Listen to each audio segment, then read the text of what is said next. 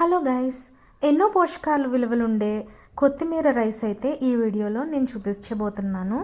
అలాగే పిల్లలకి పెద్దవాళ్ళకి కూడా లంచ్ బాక్స్లోకి అయితే క్విక్కెస్ట్ రెసిపీ అని చెప్పొచ్చు. చూస్తున్నారు కదా, కొంచెం కొత్తిమీర అయితే తీసుకున్నాను.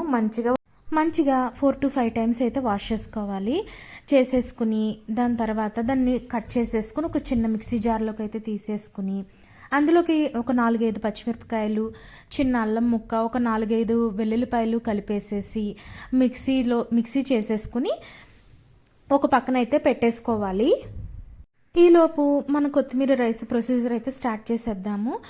ఒక కుక్కర్ అయితే తీసేసుకుని దాంట్లోకి కొంచెం ఆయిల్, కొంచెం నెయ్యి వేసుకుని జీలకర్ర, లవంగాలు, ఇలాచీ కూడా వేసేసుకుని కొంచెం ఫ్రై చేసి దాని తర్వాత ఉల్లిపాయలు, బఠానీ కూడా వేసుకొని అటు ఇటుగా కొంచెం ఫ్రై చేస్తూనే ఉండాలి. ఇదిగోండి చూస్తున్నారు కదా, కొద్దిగా గోల్డెన్ బ్రౌన్ వచ్చిన తర్వాతనైతే మనం పేస్ట్ చేసుకుని ఒక పక్కన పెట్టుకున్న ఆ కొత్తిమీర పేస్ట్ని అయితే వేసేసి అది కూడా కొంచెం మగ్గనివ్వాలి.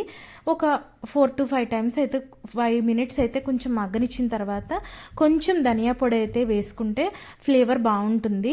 ఇది ఆప్షనల్, వేసుకునే వాళ్ళు వేసుకోవచ్చు, లేకపోతే లేదు, వెయ్యకపోయినా కూడా బాగానే ఉంటుంది. దానికి తగ్గట్టు నేను 2 గ్లాసెస్ ఆఫ్ రైస్ అయితే తీసుకున్నాను. దానికి నేను 4 గ్లాసెస్ వాటర్ పోసుకొని ఇది మరిగే వరకు చూసి బబుల్స్ వచ్చినాయి కదా, దాని తర్వాత కుక్కర్ అయితే పెట్టేశాను. ఒక 2 విజిల్స్ వచ్చిన తర్వాత చూస్తున్నారు కదా, మన కొత్తిమీర రైస్ అయితే రెడీ అయిపోయింది. చూస్తున్నారు కదా ఎంత బాగుందో, స్మెల్ కూడా చాలా బాగుంది.